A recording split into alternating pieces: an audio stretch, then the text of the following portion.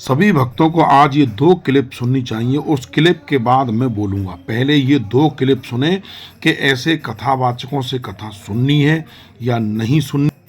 भगवान कृष्ण की 16,108 रानियों में कहीं राधा जी का नाम है क्या? अरे बोलो जम के। नहीं। भगवान कृष्ण की 16,108 रानी में राधा का नाम नहीं है, और राधा के पति में कृष्ण का नाम नहीं है। राधा जी के पति का नाम क्या है? अरे बोलो जम के। अभी तो बोले थे हमारे श्रेणी जी और सब लोग बोलते थे कि हमारे यहाँ भागवत हुई, तो बताओ राधा जी के पति का नाम क्या है? क्या नाम है राधा जी के पति का? अनय घोष। क्या नाम है राधा के पति का? अनय घोष। राधा जी की सास का नाम था जटिला, ननन का नाम था कुटिला। राधा जी का विवाह हुआ था ग्राम छाता। कहां की रहने वाली थी राधा? जम के बोलो। है बरसाना। पक्के में बरसाने की राधा नहीं थी। राधा जी थी रावल गांव की।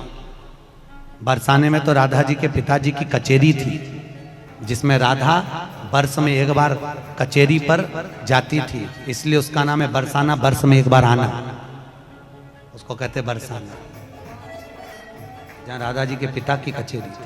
सुना कितना बड़ा बकवास है। अब सुनिए प्रेमानंद जी महाराज को कि प्रेमानंद जी महाराज क्या कहते हैं कथा वाचने के लिए, और कथा किन लोगों को वाचनी चाहिए, ये भी अब आप यहाँ पर सुनिए और उसके बाद निर्णय लीजिए। और फिर मैं आगे। कल हमको एक क्लिप दिखाई गई किसी भागवत प्रवक्ता की, वो लाडली जी के विषय में बोल रहा है कि राधा ऐसा राधा ऐसा। 4 श्लोक पढ़ लिए, भागवत प्रवक्ता बन गए। कभी बैठे हो संतों के चरणों में? कभी किसी महापुरुष की चरण रज का सेवन करके बात करते तो तुम्हारी अशुद्ध वार्ता ऐसी वाणी से नहीं निकलती। चर्चा की जाती है प्रभु की, प्रभु में अनुराग प्रकट करने के लिए, स्वयं में, और जो सुने उसको भगवान में श्रद्धा हो जाए, प्रियाजू में श्रद्धा हो जाए। जो हमारी लाडली जी के विषय में एक भी बात नहीं जानता, वो लाडली जी के विषय में बोलने का अधिकार क्या जानता है लाडली जी के विषय में? श्री जी, अरे हम जीते हैं उन्हीं से, हम उन्हीं में रहते हैं, वो हम में रहती है। अगर तुम्हें जानकारी करनी कि श्री जी क्या है तो हमारी आंखों में आंख मिलाकर देख श्री जी क्या है, फिर तुझे पता चलेगा। जो परम रस है, जिसे वेद कहता है रसो वैसा हृदय लब्ध्वानंदी भवतु, वो रस समुद्र परमात्मा वृंदावन में 2 रूप में सदैव खेल रहा है। स्वयं लाडली बना हुआ और लाल बना हुआ, 2 नहीं है। श्री हरिवंश सुरित सुनाऊं, श्यामा श्याम एक संग गाऊं, छिनिक कबन अंतर होई, प्राण सु एक देह है दोई, राधा संग बिना नहीं श्याम, श्याम बिना नहीं राधा नाम, छिन छिन प्रति आराधत राही। सब कुछ शब्दों का फेर है। अगर देखिए, अगर कहीं भागवत हो रही है तो वो क्यों की जाती है?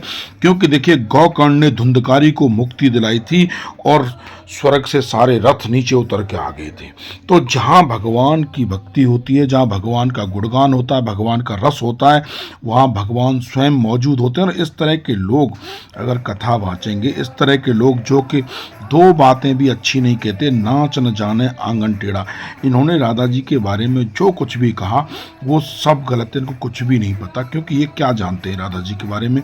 राधा कौन है, कृष्ण कौन है, राधा और कृष्ण 2 हैं कि 1 है, राधा कहाँ पैदा हुई, राधा का विवाह किससे हुआ, कैसे हुआ, किसने करवाया, ये सब चीज़ें इनको नहीं पता। इन्होंने जानने की कोशिश नहीं की। अगर इन्होंने शिव महापुराण पढ़ा होता तो भी ये इस तरह की अनर्गल बातें नहीं बोलते भगवान के बारे में, भक्ति के बारे में और राधा रानी के बारे में।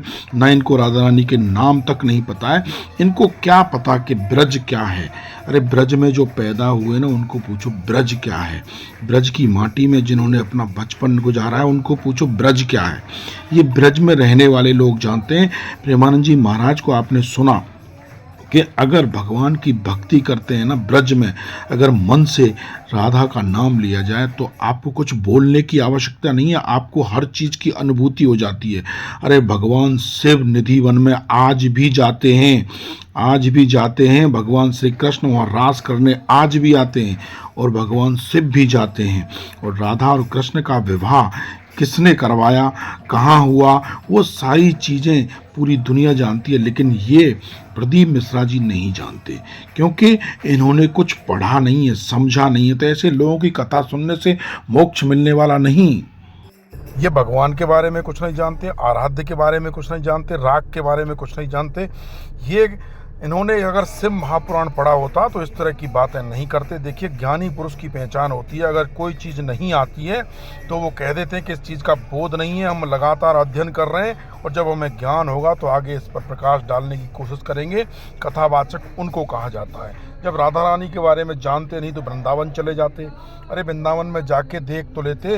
अगर कुछ समझ में नहीं आता तो पद्म पुराण पढ़ लेते, ब्रह्मवैवर्त पुराण पढ़ लेते, स्कंद पुराण पढ़ लेते, मत्स्य पुराण पढ़ लेते, शिव पुराण पढ़ लेते, वराह पुराण पढ़ लेते, नारद पुराण पढ़ लेते, लेकिन पढ़ा कुछ नहीं। 4 श्लोक पढ़ लिए और उसके बाद ये देने लगे प्रवचन। तो देखिए, ये इनका जो है ना ज्ञान, वो कोई काम का नहीं है। देखिए, यहाँ पर मैं आपको बता दूं, भक्ति, गुणगान करना, सत्संग करना, ये सब चीज़ें देखिए भक्तों को साक्षात परमात्मा का बोध कराने के बराबर होती हैं। अगर आप राधा रानी के बारे में नहीं जानते तो आपको बोलने का कोई अधिकार नहीं है। राधा रानी बरसाने में नहीं है, नंदगांव में आप चले जाइए, आपको भंडीर वन मंदिर आपके लिए प्रत्यक्ष प्रमाण है कि श्री कृष्ण और राधा का विवाह हुआ, ब्रह्मा जी ने विवाह करा। ये सब चीज़ें आप पढ़ते तो आपको ज्ञान होता। कहते हैं कि बिना पढ़े बोलना बहुत ही गलत बात है। और आप क्या कथा सुनाओगे? आपकी कथा में कुछ लोगों को बोध तो होता नहीं, ज्ञान की बात बताते नहीं, फालतू बकवास करते हैं।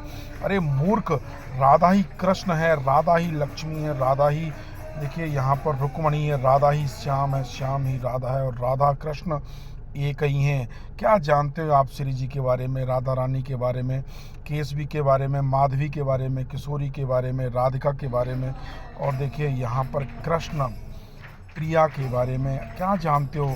ब्रजभान लली के बारे में तुम्हें कुछ भी ज्ञान नहीं है, लेकिन तुमने अपना ये मुंह खोल दिया। और इस तरह से देखिए यहाँ पर सनातन धर्म, हमारे आराध्य देव जो कण कण में भगवान है, उनकी उपेक्षा की, जो गलत की, इसका आपको ज्ञान नहीं है। शास्त्रों का ज्ञान करिए और तब व्यासपीठ पर बैठिए, क्योंकि लोगों का भला करना, कल्याण करना आपकी जिम्मेदारी है, ना कि उनका मार्ग आप बदल दें।